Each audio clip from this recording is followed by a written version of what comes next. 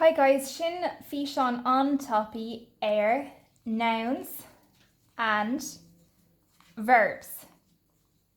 Okay, this is Berla, Broner and Pamig. Kind of Gaeilge now. Okay, so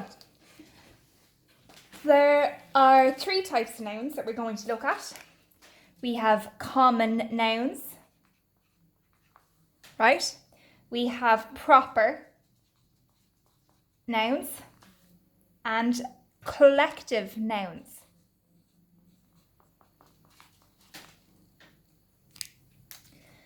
Now, common nouns are the general name of a person, place, thing, animal, or occasion. Okay, the general name. Proper nouns are a specific name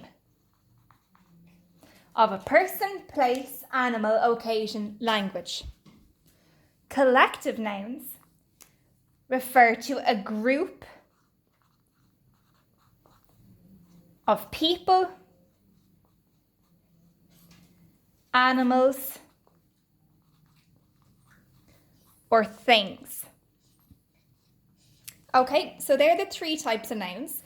Common nouns, which are a general name of a person, place, thing, animal, occasion. Proper nouns, which are a specific name of a person, place, animal, occasion, language. Collective nouns, which are what we use when we're talking about a group of people, animals, or things. I'll give you an example for each. So a common noun, general name of a person might be, let's see now, I'll just write common here again so that we don't get them mixed up, okay? So a common noun might be girl. Common noun for a place, we could say a city. Common noun for a thing, a cup. Right? They're not specific, they're general. A common noun for an animal, we could say a dog.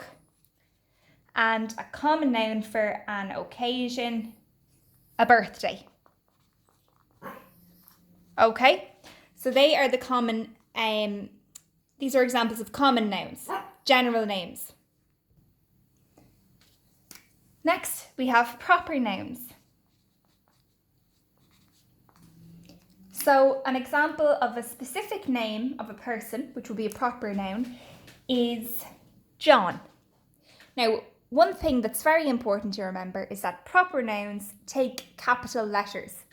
So I'm not going to write John as so. I am going to write it with a capital J. John, okay? A proper noun, which could be a specific place or a specific name of a place, would be Dublin. All right. Instead, up here I've written girl, right? I could have written boy. The reason that this one is proper is because I'm talking about a specific boy named John. Here I wrote city. That's a common noun, it's general. Dublin is a proper noun because it is a specific city, okay? Do you get the idea? So John, Dublin, a proper noun for an animal, we'll say the breed of dog that I have, which is Pomeranian. You all know that. Okay. An occasion might be Easter or Christmas, all getting capitals. Language, Irish. The language, okay? So, now, just to highlight that they all start with a capital, okay? They're common and proper. Now, to give examples of collective nouns, and maybe if you're referring to a group of people, we might say a team. That is a collective noun. It's talking about a collection or group of people.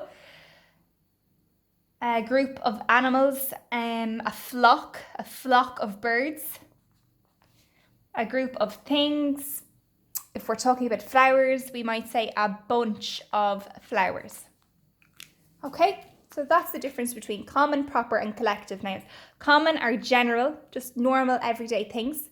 Proper, specific name of a person, place, animal, occasion, or language. Okay, so specific, so not just a city. Dublin, okay, not just a dog. Pomeranian, not just a girl.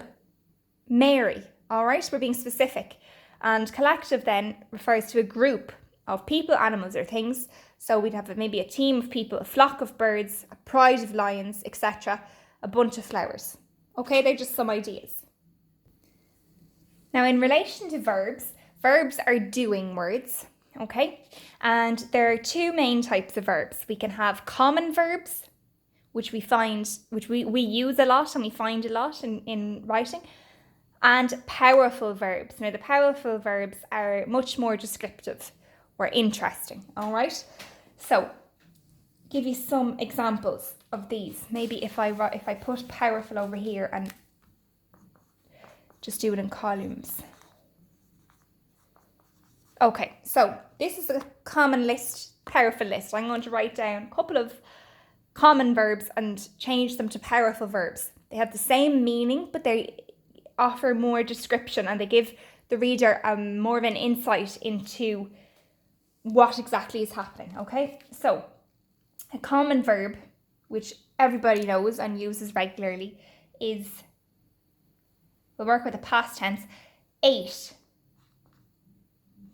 Okay? So, for example, Sarah ate an apple. Right? Common. Very basic. She ate an apple. Is there any way I could change that verb into a more powerful verb to make it more descriptive and interesting? Well, there absolutely is. There's lots of ideas. And the one I have is munched on.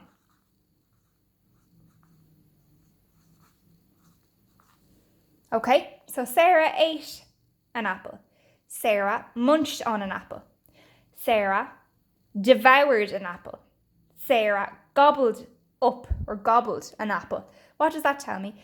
That gives me the idea, if I say to the likes of gobbled, munched on, devoured, it's telling me that she was hungry, really, and she was eating it quickly. Whereas here, I don't really have much information about how she was, whether she was eating it, you know, if she was hungry or if she wasn't really in the mood for it. No information provided. This powerful verb gives me more information. Another example, said. Very commonly used verb, said. I don't want to go to the shop, I said. I don't want to go to the shop, I said.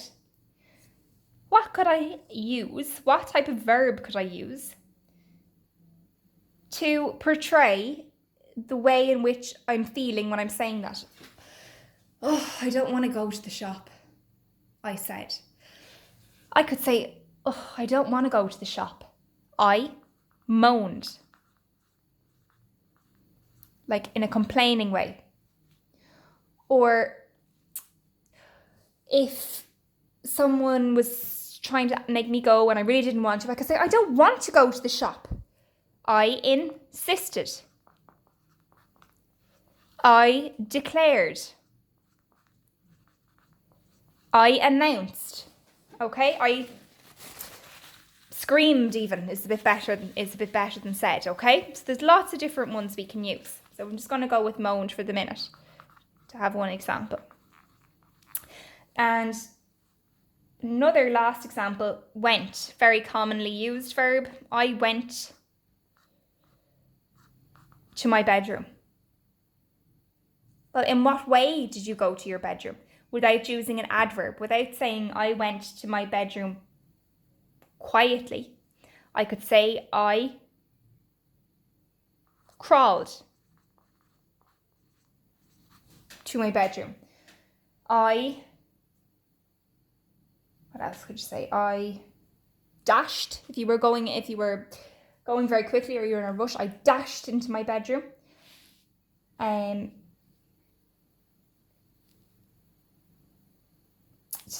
anyway, there's loads of different ones you can think of. They're the only two that are coming into my head right now. I crawled, I dashed, I stomped. If you were angry, I stomped to my bedroom. Okay, so there's loads of different ideas. So we have ate, said, and went, very basic, and we've changed them to much more powerful verbs. Ate, we've changed to munched on. Said, we've changed to moaned. Went, we've changed to crawled, right? That is how you change a common verb into a powerful verb. Now, the last thing I want to talk about here are verbs in the past tense. Okay, in the past. There's two types of past. We have general past tense. Okay, and we have past continuous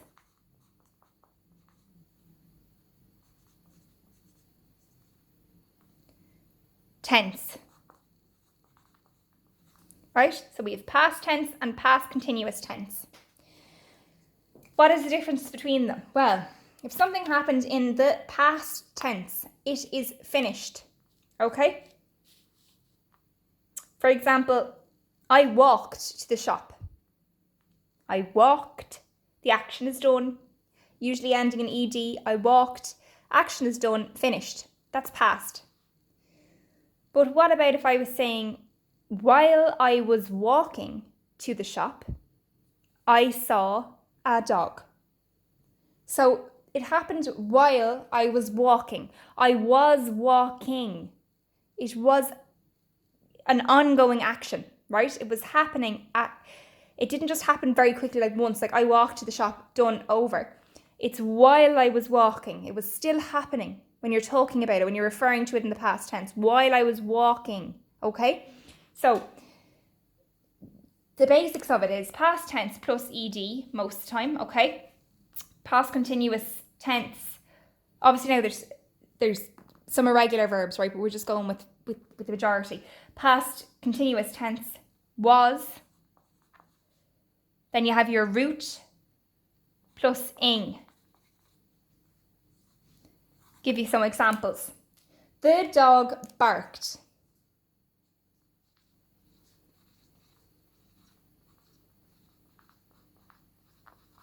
Full stop. Versus the dog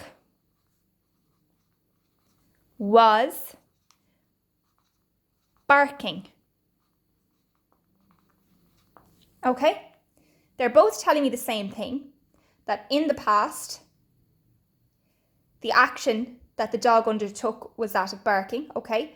This one is telling me that he barked and I'm putting an end to it, whereas this one is telling me that he was barking at the time. It was an ongoing action, okay? So basically, if you are asked to put a verb into the past tense, it's very simple, the dog barked, or else, to give you an example of an irregular one, I went, okay? Obviously, I went is an end in ed. As I said, it's irregular. So I could say, I went to the shop. Could I put that into the past continuous? Yes, I could. It needs to have the phrase was in it. So I was what? I was wenting? No. I was going. Okay? So that's an example of how you do it. So the main thing you need to remember is past tense is the simplest form. The dog barked, Mary screamed, John played, Sophie jumped, I went. Okay? The continuous tense is the one where the past continuous is the one where you have to have a was and ing in it. The dog was barking. I was going. Sophie was playing, Mary was jumping, and John was shouting. And that's it for the revision of nouns and verbs. Nouns and verbs in the past tense.